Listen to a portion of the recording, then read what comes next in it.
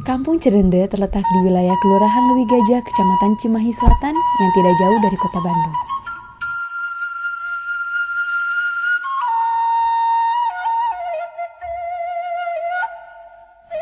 Masyarakat Kampung Cirende hidup dalam suasana pedesaan. Sebagian adalah masyarakat adat yang masih memelihara tradisi dan budaya lokal. Kampung Cirende dihuni oleh 800 jiwa dan memiliki luas 64 hektar yang terdiri dari 60 hektar untuk pertanian dan 4 hektar untuk pemukiman.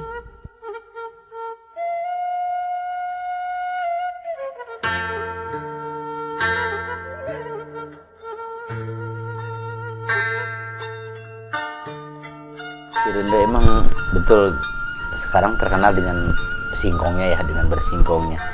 Jadi awalnya emang orang tua kami pada saat zaman penjajahan dulu itu kan zamannya susah makan. Jadi istilahnya dijajah secara lahirnya maupun batinnya. Lahirnya susah ke anak kemari, batinnya pun untuk makan dan lain sebagainya juga emang agak sulit. Makanya di situ mencoba alternatif.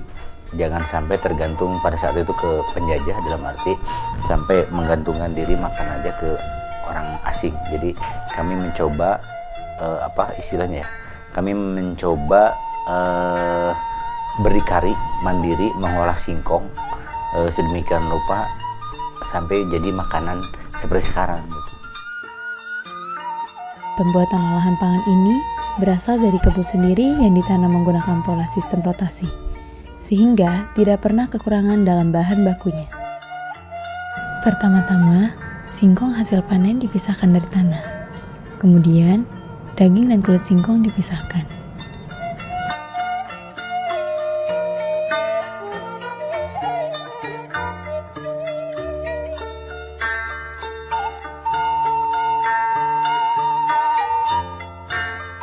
Singkong yang selesai dikupas, dicuci hingga bersih lalu diparut atau digiling menggunakan mesin penggiling.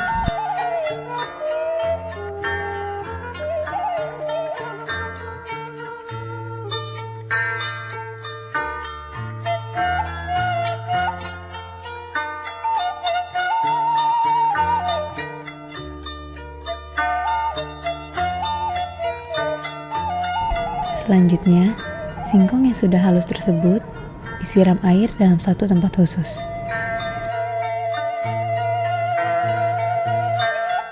Lalu disaring sampai air perasannya menjadi jernih.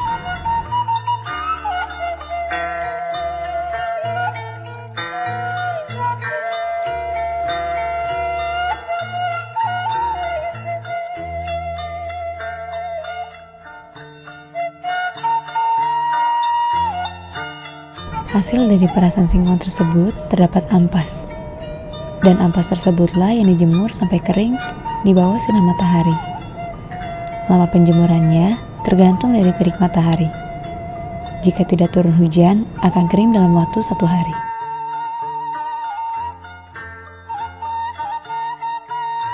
Singkong yang sudah dipanen dibawa ke tempat khusus untuk mengolah singkong. Di tempat inilah warga biasanya mengolah singkong hingga menjadi beras singkong atau biasa disebut dengan rasi. Informasi nilai gizi yang terdapat di dalam beras singkong ialah energi yang dihasilkan 359 kalori, karbohidrat yang dihasilkan 86,5 gram, protein yang dihasilkan 1,4 gram, lemak yang dihasilkan 0,9 gram.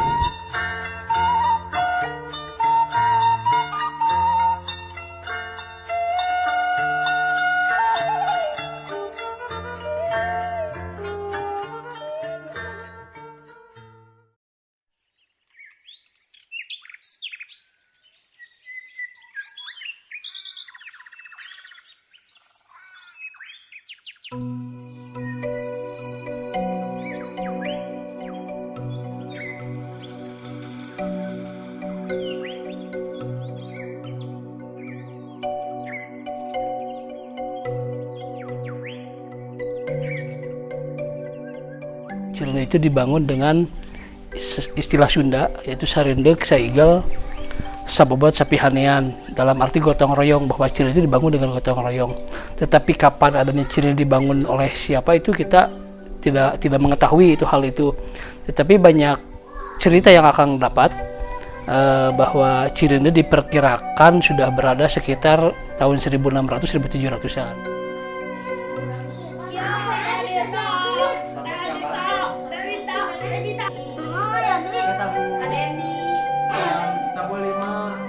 Dulu kita sekali panen pasti menghasilkan beberapa jenis olahan makanan yang tradisionalnya. Tapi karena seiring banyaknya tamu yang datang ke sini, ada juga mereka yang ngasih ilmu juga ke kita. Dari beberapa universitas, khususnya dari teknologi pangan juga, mereka juga ngasih ilmu ke kita, di mana bahwa tepung rasi ini mereka teliti dan sebagainya, yang diperkirakan ini cocok juga, sama juga mungkin teksturnya dengan terigu, yang akhirnya dibuatlah kelompok untuk mengolah hasil olahan dari singkong itu. Emang ada pihak-pihak dari mereka yang datang ke sini yang senang sama Cirende mungkin atau apalah, mereka datang ke sini memberikan ilmunya, dan di sini siap bahannya. Kita jadikan tata ruang di adat, adanya lubang larangan, lubang depan, dan lubang baladahan. Lubang larangan udah jelas, namanya juga larangan, tidak boleh ada campur tangan manusia. Biarkan sejadinya dia. Terus kalau tutupan cadangan ke baladahan, cadangan ke larangan. Kalau baladahan adalah lahan pertanian. Jadi masyarakat di sini hanya boleh bertani itu di lahan baladahan. Kecuali ketika di lahan baladahan hasil panennya itu kurang bagus atau ya jelek, kita bisa beralih dulu ke lahan tutupan, tapi untuk sementara waktu. Tidak ada bedanya ya makan nasi singkong maupun makan nasi beras, karena boleh dikatakan gini, orang tua kami ada sedikit patah petitih kalau disundakan. Nanti saya terjemahkan bahasa Indonesia. Jadi kan beta boga sasawa asal boga pare, kan beta boga pare asal boga beas, kan beta boga beas asal bisa nyangu, kan beta nyangu asal bisa dahar, kan beta dahar asal kuat. Jadi kalau di Indonesia itu biarkan kami tidak punya sawah asal punya padi, biarkan kami tidak punya padi asal punya beras, biarkan kami punya beras asal bisa menelan nasi, biarkan kami tidak menelan nasi asal bisa makan, biarkan kami tidak makan asal kuat. Dalam artinya, jadi gini, walaupun makan beras, makan jagung, makan singkong atau makan apapun, itu kan hanya di mulut dan di mata. Kata mata itu jagung, kata mulut rasanya jagung, itu singkong, kan gitu, rasanya singkong. Begitu masuk ke perut atau kita makan, diolah sedemikian rupa, yang ada itu kan karbohidratnya, kalorinya, oleh istilahnya ya, proteinnya dan lain sebagainya. Itu yang jadi sumber kekuatan sebenarnya. Jadi secara fisik yang mau makan singkong maupun jagung, termasuk makan beras, tidak ada bedanya. Nah, kalau orang mengatakan sih itu warna Sunda dalam arti kebetulan kita diberikan semacam simbol atau mungkin sedikit ada nilai filosofis dari kain itu, bukan sembarang cuman ditempel. Jadi di situ ada warna kuning, ada warna merah, ada warna putih maupun warna hitam. Jadi warna hitam itu melambangkan tanah, lambang merah itu melambangkan api, putih itu melambangkan air, kuning itu melambangkan angin. Bahwa manusia hidup itu harus ada 4 unsur itu. Bisa dibuktikan kalau kita hidup tidak ada tanah, bagaimana? Kan tidak mungkin bisa hidup. Atau ada tanah tidak ada air, hidup tapi tidak sempurna. Atau mungkin ada tanah ada air tidak ada angin, ya. Contoh aja kita nanam kacang di dalam botol, kan tumbuh tapi kan tidak sempurna, tumbuh dia tapi tidak sempurna. Nah, tidak ada api. Jadi ada 4 unsur itu baru kita bisa sempurna. Diberikan beberapa penghargaan dari Kota Cimahi, termasuk dari Provinsi Jawa Barat, termasuk terakhir dari Kementerian Pertanian, dan diserahkan oleh Bapak Presiden Susilo Yudhoyono pada saat itu, jadikan desa mandiri pangan.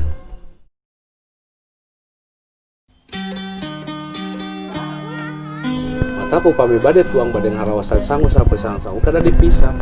Upami ieu bade tuang sangu ieu ya saya kena sangu biasa namanya sangu sampurna. Atau napi dina lain waktu lain kesempatan kumaha dina moal karaos atuh. Aya dicampurkeun kitu mah mangpaatna. Kakiatan sabaraha jam dina patanan urang ngawarekna sabaraha jam kan dicampurkeun atau moal tiasa ngabentenkeun atuh sak itu atuh urang bobodo diri sorangan keneh kumaha bisa ngabedakeun nah ada dicampurkeun deui mah biasa kuang gado-gadonya jadi mah tiasa ngabedakeun mata ku pamibade nyobe yang kitu bisa ke sadinten ieu cobian teh sanggup sampu sadinten ieu tah geus di sadinten ieu nyata upami di setiap bumi di dia simbol-simbol pare wayang nyata urang teh hiji meureun kudu inget amun cek urang Sunda mah hirup dharma wawayangan wae usik malikna jelema aya nu musikeun aya nu malikeun nyata nu nyiptakeun urang disebat Gusti kasebatna nyata urang teh sing ingat yen hirup teh urang teh anu nyiptakeun didinya kunaon sejenak simbol pare aya sapare teh nyata kersa nyai sumber kekuatan utama dina kahirupan tah di dieu mah tadi teh kumargi henteu tuang sanggup parena nya simbolna dicanak nyata kersa nyaina dialihkeun kana sampeu tapi simbol-simbolna mah diangge malih mah urang dieu mah moal wantun ngajejak namina pare moal wantuneun di dieu mah ngajejak namina beas bade ngolah beas oge kedah hati-hati di dieu mah kumargi da eta sumber utama dina kahirupan nyata pare disebatna kersa nyai atanapi Dewi Sri nyata anu ngagaduhan sifat ibu tak aya istilah ibu tunggul indung tunggul rahayu bapak tangkal darajat munjung ulah ka gugum muja ulah ka bapak tapi munjung kudu ka indung muja kudu kun jadi bapak sabab indung nu bakal ngalindungan bapak nu bakal ngajaga bapak tugas di luar indung tugas di jero eta matak di dieu mah ngahargaan namina pare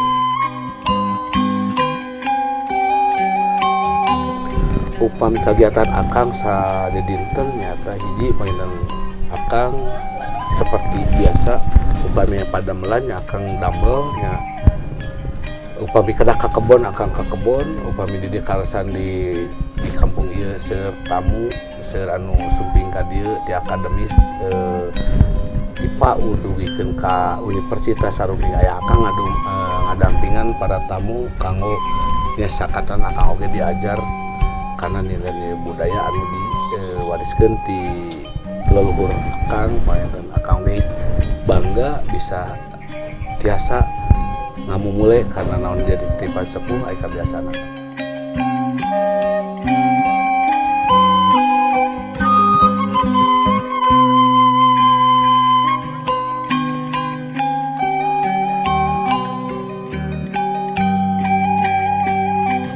Sejak tahun 2010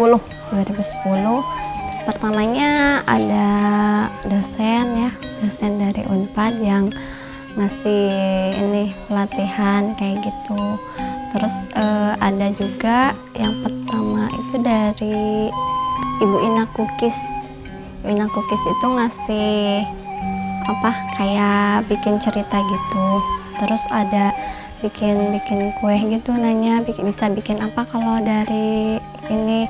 Terus nyobain bikin dari tepung rasi itu bikin kue gitu. Terus udah gitu ternyata bisa bikin kue. Terus Ina Cookiesnya ngasih perabotan kayak oven kayak gitu, oven loyang yang buat alat-alat kue gitu. Terus kita 5 orang kita nyobain bikin egg roll dari rasi itu.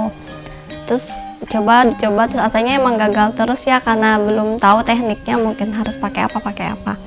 Terus lama-lama ya bagus gitu. Udah gitu banyak pengunjung juga kesini kan ngasih dicobain oh enak katanya. Terus ya udah kita kembangkan tiap hari bikinnya gitu. Terus kalau uang itu dibuat keji ibu-ibunya. Terus buat itu juga buat beli lagi bahan bakunya gitu. Terus sisanya buat uang kas gitu, buat yang nanti kan ada toples, ada apa yang harus dibeli gitu. Lama buatnya itu dendeng kulit singkong.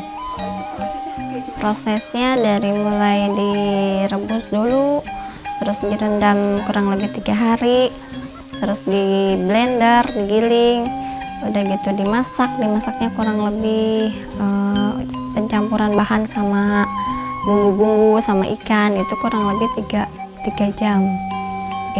Terus udah gitu di oven baru digoreng ya, jadi lama. paling laris itu ada eggrol, dendeng kulit singkong, cireng, dan yang lain juga kayaknya lumayan banyak penggemar juga. Ya, paling favorit ya paling dendeng sama eggrol.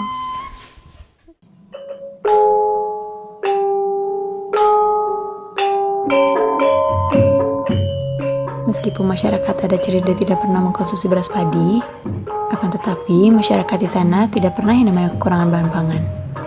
Inilah yang menjadikan masyarakat Cirende mendapatkan predikat mandiri akan pangan. Tak hanya dijadikan makanan pokok saja, masyarakat adat Cirende sendiri mempunyai agroindustri oleh-oleh yang khas terbuat dari singkong. Dalam hal kesenian pun, masyarakat adat Cirende sendiri melestarikan alat musik khas Sunda seperti berbagai macam kesenian tradisional. Antara lain, kecapi, gamelan, angklung buncis, dan karinding yang ditaruh di balasan resehan yang digunakan sebagai pengiring jika warga kampung mengadakan upacara adat.